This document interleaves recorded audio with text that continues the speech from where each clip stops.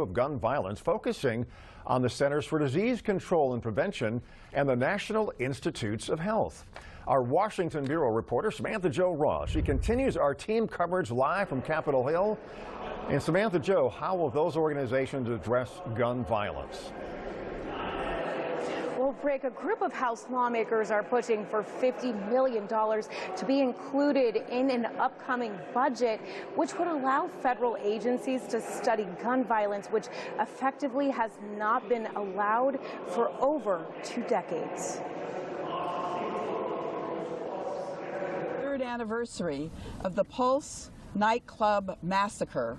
It is time for us to do what we haven't done in over 20 years, to finally restart research into gun violence prevention. House Democrats and public health officials want the federal government to study gun violence to prevent another mass shooting like Pulse. I want to make sure that no matter where we are on the political spectrum as far as how to address gun violence, that we operate from a place of fact. And it's important that we are able to study a leading cause of death in this country. Congress has not funded gun violence research since the 1990s, after an amendment banned the federal government from studying the issue. There are multiple ways we could be looking at this, and certainly increased funding in this budget will help with that. They're trying to pass a budget which would provide $25 million to both the CDC and NIH. Some Republicans argue Congress shouldn't tell agencies what to study, and directing funds towards research is purely political. And even some Democrats think research isn't the best solution. Research, we need every tool,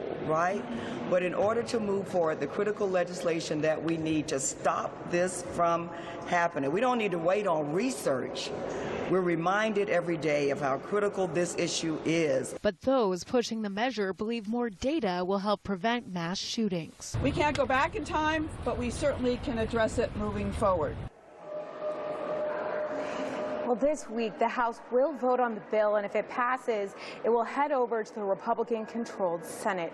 We're live on Capitol Hill this evening. Samantha-Jo, Spectrum, BN9.